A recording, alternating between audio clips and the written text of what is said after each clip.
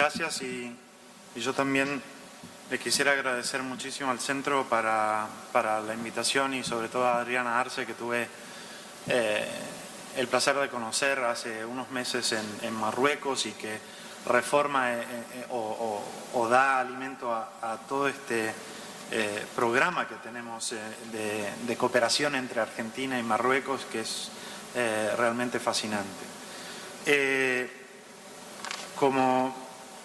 les digo solo unas palabras sobre el Centro de Budapest. El Centro de Budapest para Prevención de Crímenes de Masa fue lanzado en 2009 por la Unión Europea y el Gobierno de Hungría junto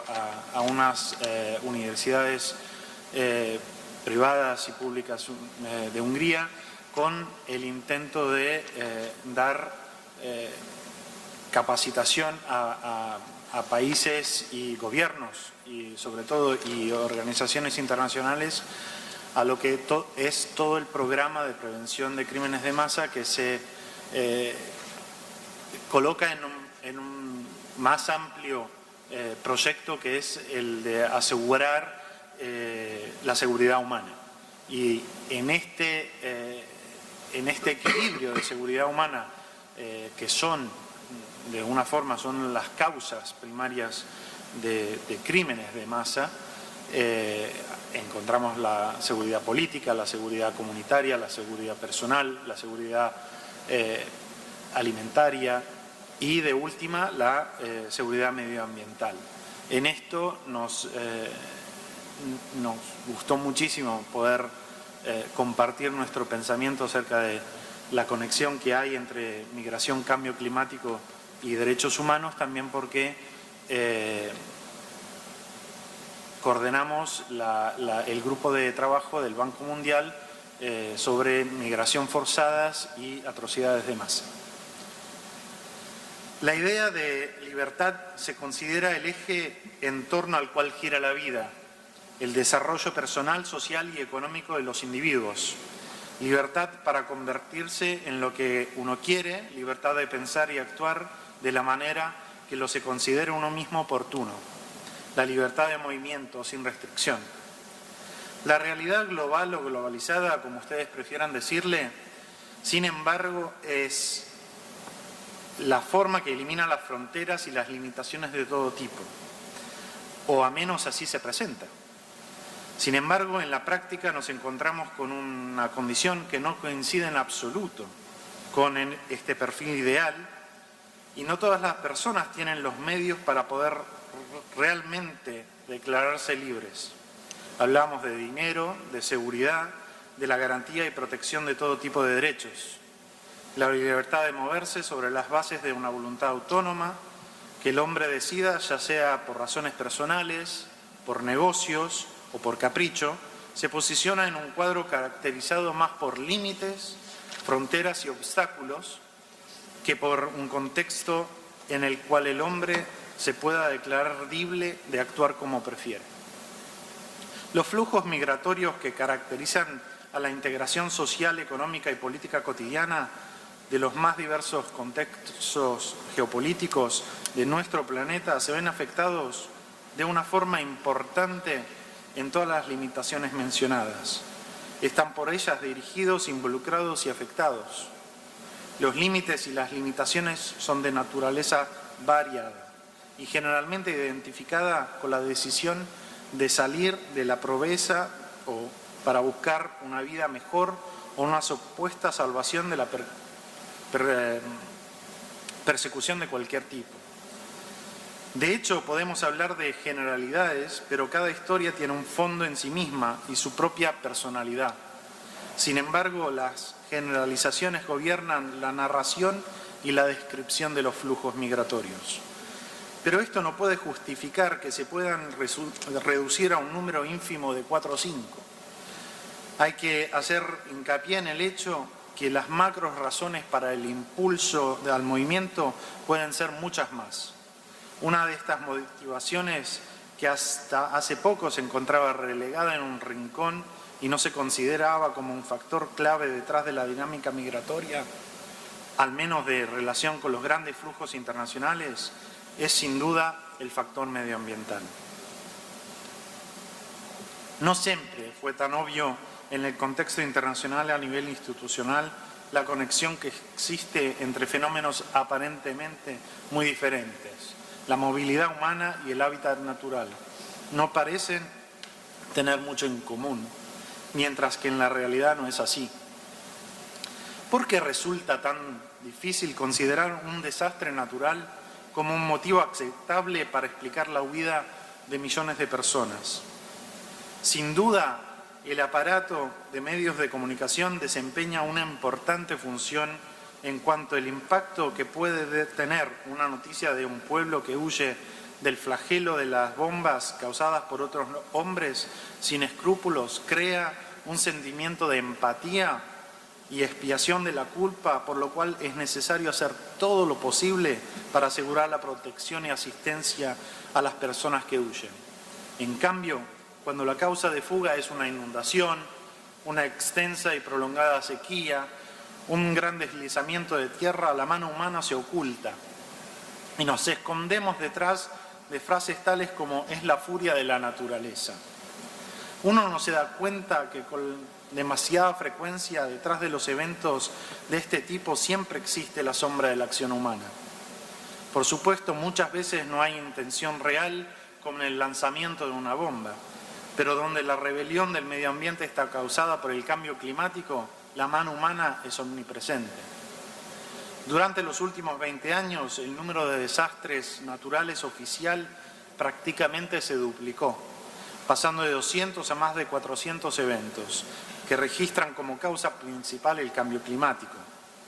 De acuerdo con el coordinador de ayudas de emergencia de las Naciones Unidas, parece estar materializándose una forma de nueva normalidad hecha de tormentas, huracanes, inundaciones y sequías.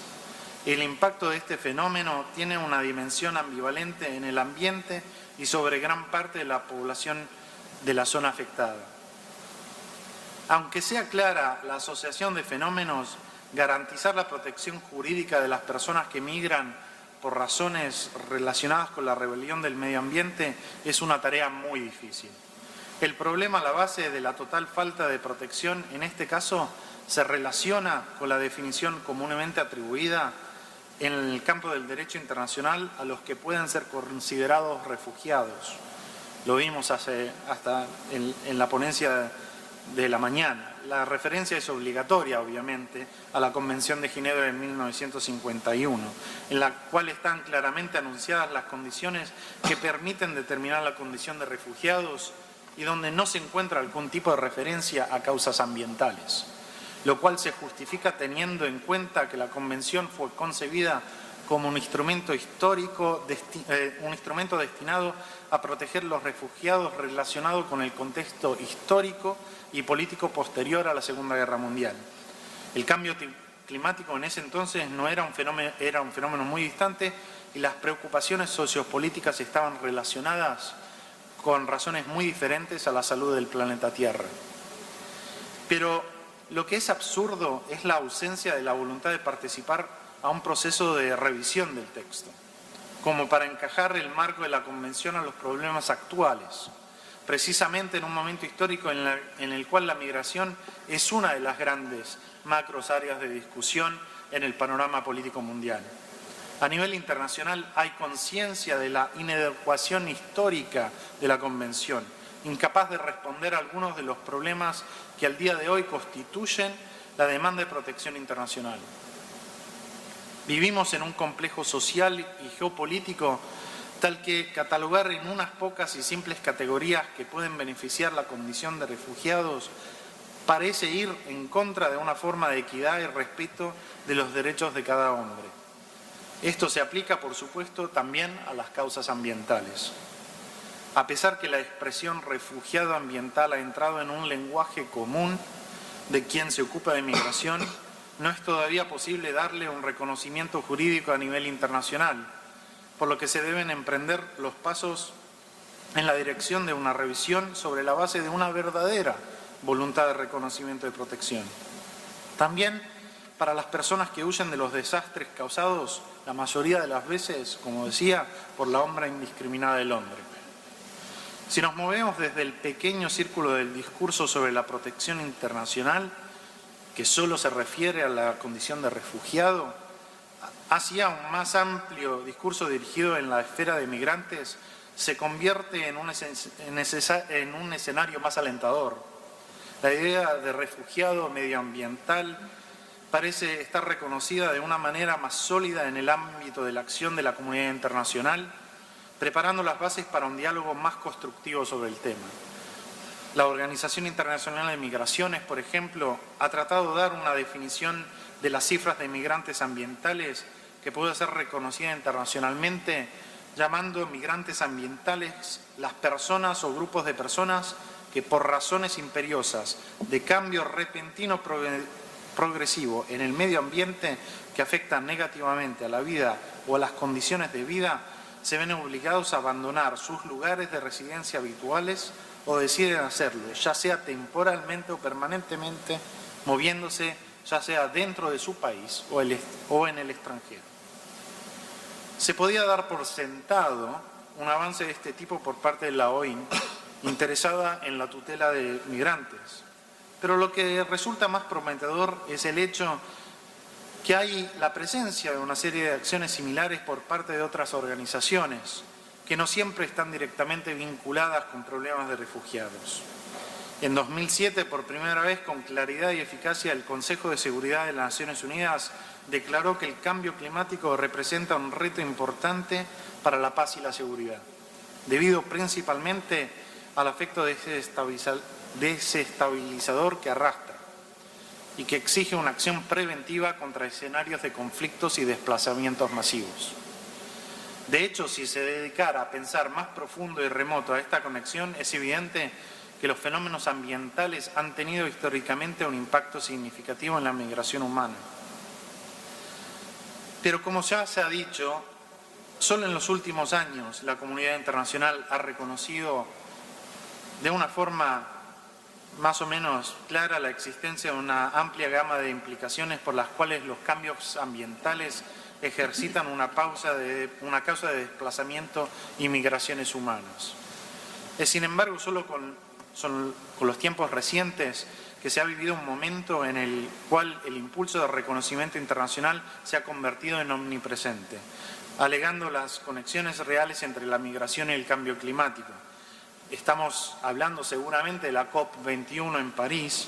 asociada con la urgente de una búsqueda de soluciones para proteger nuestra tierra y una fase de emergencia migratoria experimentada en Europa, que han hecho urgente la búsqueda de una solución. Pero el proceso tiene ya un desplazo histórico muy importante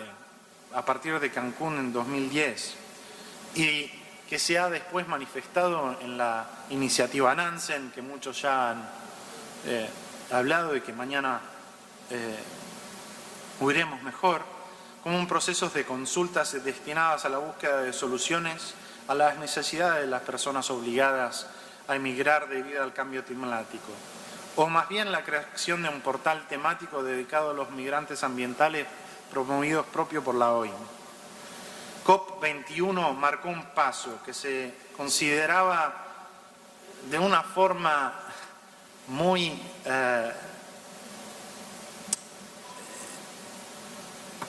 inesperada, y sin embargo tenemos a las firmas de Estados Unidos y China el fin de semana pasado. En este contexto de discusión, sin embargo, lo que hace que sea más interesante para el Acuerdo de París es su referencia clara y abierta a las necesidades de considerar el cambio climático y los efectos que se atribuyen a ello como un fenómeno con efectos de propulsión a las rutas migratorias. Se hace una referencia, propio en París, a la naturaleza legal más clara y limpia para los migrantes como sujetos expuestos a los riesgos causados por el cambio climático, con especial atención a todos los peligros ligados a la posibilidad de dañar la esfera de respeto de los derechos humanos. El cambio climático, de hecho, no solo es causa de movilidad humana, pero se convierte en el estado funcional al incumplimiento de algunos de los derechos a la protección de vida y de dignidad humana, tanto para los que migran como para aquellos que permanecen. Por un lado, obligan a la fuga y al abandono de todo lo que se ha construido durante toda la vida. Por el otro, afectan a la vida de aquellos que continúan viviendo en el territorio afectuado. El cambio climático tiene una precipitación obvia de lo que se conoce como la seguridad ambiental, uno de los pilares del sentido más amplio de la seguridad humana. La intrincada interacción entre el medio ambiente y la vida hace que sea necesario, para proteger el medio ambiente, tutelar la salud, la dimensión comunitaria y social, así como en general la esfera personal. Un ambiente seguro permite el desarrollo agrícola, lo que garantiza el derecho de acceso a la alimentación, la oportunidad de trabajar y la posterior estructuración de una seguridad económica básica, que obviamente se vuelve a conectar a la posibilidad de dar una educación a los hijos y vivir en comunidades saludables. Es precisamente en la óptica de la protección de la seguridad que la migración ambiental tiene que ser considerada como un riesgo, un gatillo listo para desencadenar una situación de profunda inestabilidad y violencia, lo que exacerba la competencia para los recursos naturales y pone de relieve las tensiones étnicas y culturales ya existentes, sobre todo en las regiones que ya se caracterizan por la inestabilidad social. La migración ambiental puede alimentar fácilmente formas violentas de conflicto. La pregunta que debe hacerse a este punto es: ¿se puede esperar aún el reconocimiento de una relación de causalidad estructurada y probada? Se mezclan dos fenómenos, en el cambio climático y en el de la migración, que nunca, como en este momento histórico, es urgente tener una respuesta eficaz y oportuna. La comunidad internacional tendría que hacer más esfuerzo en este paso. Y uno de los pasos más importantes es, sin duda, la inclusión del tema de la migración dentro de los objetivos del desarrollo sostenible. Si el ambiente que nos rodea se convierte en una amenaza, el hombre tiene que debe ser libre para huir y buscar una protección segura y asegurada en otro lugar. Solamente el reconocimiento de este específico derecho puede permitir el cumplimiento de todos los demás derechos que son el fundamento de la dignidad y seguridad que le pertenece a cada individuo. Mil gracias.